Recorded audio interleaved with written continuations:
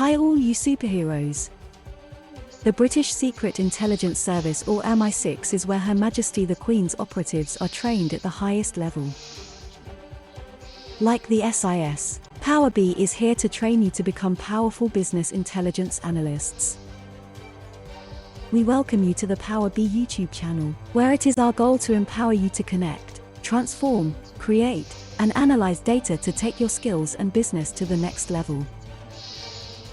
If you have been wondering what business intelligence tools to use in your day-to-day analytics toolbox, look no further.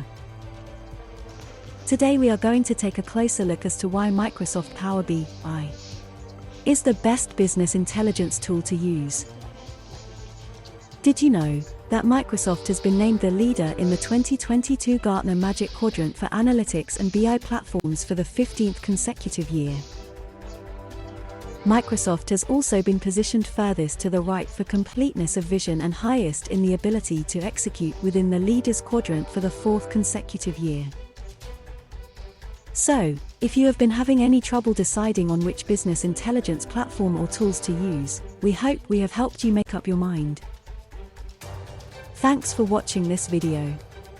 If the content was useful to you, please click the like button below and please subscribe to our Power B channel for more empowering information to come.